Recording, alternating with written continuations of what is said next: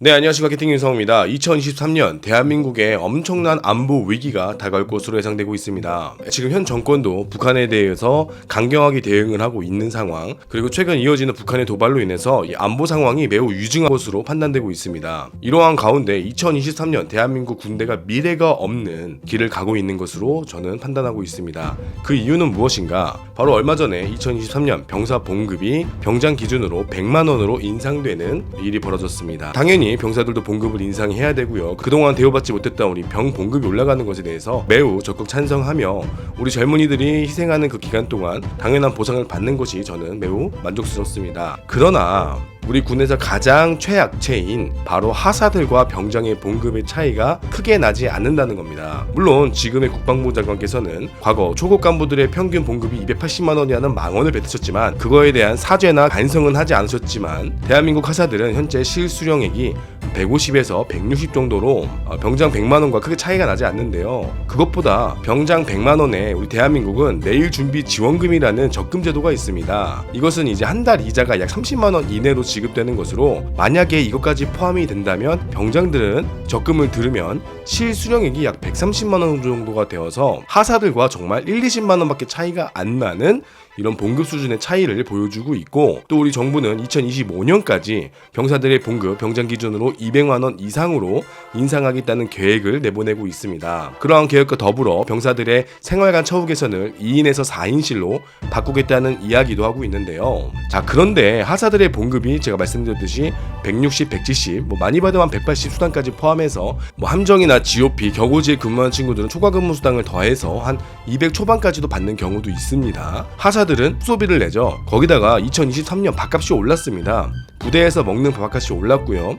부대에서 만약에 지급되는 밥을 먹게 된다면 밥값이 올라서 하루 3끼를 먹는다고 친다고 하면 오히려 과거보다 소득이 줄어든 거죠. 봉급 인상은 1.7%밖에 안 됐는데 밥값은 5,000원에서 6,000원, 7,000원 올랐고 아침값은 3,000원대에서 4,000원대로 올랐기 때문에 실질적으로 봉급 인상이 되었다고 하지만 물가 상승률 그리고 급식비가 오름에 따라서 오히려 봉급이 줄은 상황이 되겠습니다. 거기다가 애초에 약속되어 있던 2024년 당직 근무비가 평일 만원에서 3만원, 주말은 2만원에서 6만원으로 인상되는 것으로 흘러가는 듯 했으나 그것마저 좌절되면서 지금 간부들에게는 오히려 좌절밖에 없는 이러한 상황이 된 거죠. 거기다가 대한민국의 인구가 줄고 있고 대학교에선 벌써 입학 인원들이 줄고 있어서 학교가 폐교의 위기다, 학령 인구가 줄어 심각한 상황이다라고 얘기가 나오고 있는데 그 말은 즉슨 그 인원들이 이제 우리 대한민국 하사 20살, 21살 우리 하사들이 되어야 될 친구들인데 그만큼 인원이 줄었는데 거기다가 플러스 대우도 줄고 거기다가 플러스 병사들과의 봉급 차이가 단 1-20만 원밖에 차이가 나지 않는데 책임은 져야 하며 거기다가 지금 야전에 있는 간부들 물론 1인 1실로 지급되는 경우도 있지만 1인 1실이 지급되지 않아서 월세방을 구하는 경우도 있습니다. 이런 방을 따로 구하면은 최근에 주택수당을 준다고 하지 않았습니까?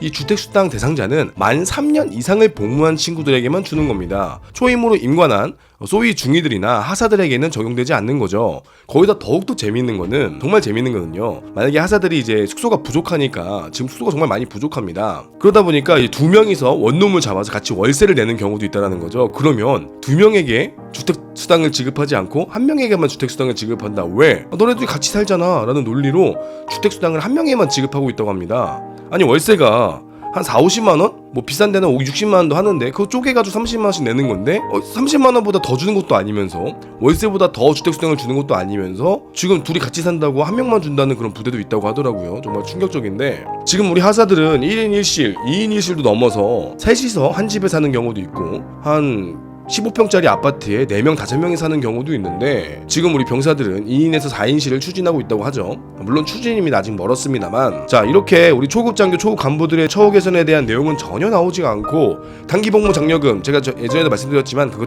딱히 의미 없는 장려금인데 그것만 좀 인상한다고 해서 과연 하사들을 지원을 할까요?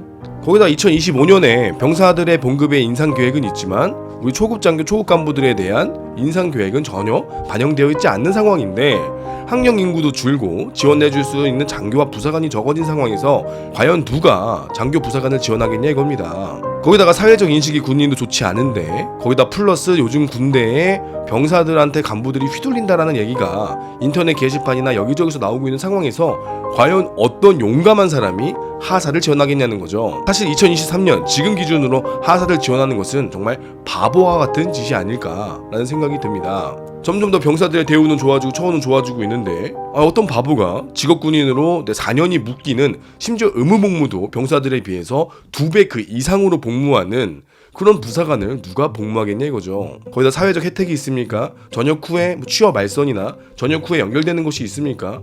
그럼 도대체 누가 하사를 지원하겠냐 이거죠. 지금 야전부대 포병에서는 K9을 운영할 수 있는 하사가 없고, 전차를 운영할 수 있는 하사가 없고, 방공포 진지에 투입될 수 있는 장교와 부사관이 적어서 정말 남은 인원으로 이가 없으니 잇몸으로, 잇몸이 없으니 잇몸뼈로 지금 아그작 임무 수행을 하고 있는 상황인데, 여기서 초급 부사관, 초급 장교에 대한 처우 개선은 전혀 얘기가 되지 않은 상황에서 병사들의 봉급만 늘어난다면 과연 누가 장교 부사관을 지원하겠습니까? 장교 부사관이 물론 하고 싶은 사람이 가면 된다라고 생각하시겠지만, 그것보다 병사 복무를 대체해서 이왕 가는 거 좀 더 길게 하더라도 병사들보다 봉급을 좀 더 받는 장교나 부사관을 지원해야겠다라는 사람들도 절반 이상으로 상당히 많은 인원들이 그렇게 지원해서 군에 왔습니다. 그런데 지금 상황에선 주변에서 누가 하사를 하라고 권유를 하고, 부대에서 전문 하사를 한다 그러면 책임은 더 많아지는 이러한 임무 수행을 하기 위해서 너가 1, 20만 원 더 받겠다고 하사를 하겠다고?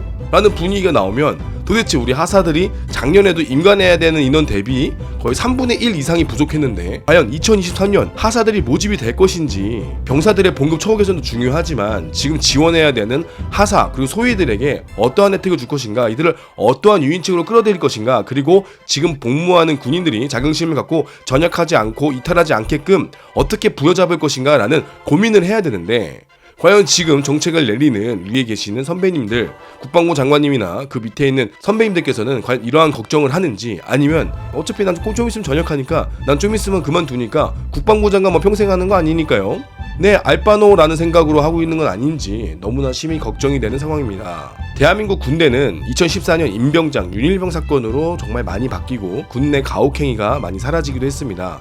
해병대도 과거에 해병대 총기 난사 사건으로 인해서 분위기가 많이 바뀌었는데요. 대한민국 군대도 장교 부사관의 처우 개선이 한번 된 적이 있습니다. 바로 53사단 장교 부사관 무장타령 사건인데요. 다시 그러한 누군가 나서서 정말 사회적 물의를 일으키는 사건 사고를 터뜨려야만 장교 부사관의 처우가 개선될까요? 왜 꼭 우리 군대는 그러한 문제가 터지고 나서야 수습하는 소위 꼭 외양간 고치는 일을 전문적으로 하는지 모르겠지만, 앞으로 지금 이 상태로 흘러간다면 2023년 장교 부사관 모집은 정말 최악의 해가 될 거고, 이로 인해서 야전에 오는 피로감과 이로 인해서 떨어지는 국방력은 어떻게 보완하실지 대한민국 국민의 한 사람으로서 매우 걱정이 되고 있는 상황입니다. 거기다가 제가 저번 편에 부사관들의 인사 이동에 대해서 말씀드린 적이 있는데요. 그거에 대한 후속 관련된 영상은 다음 편에서 뵙도록 하겠습니다.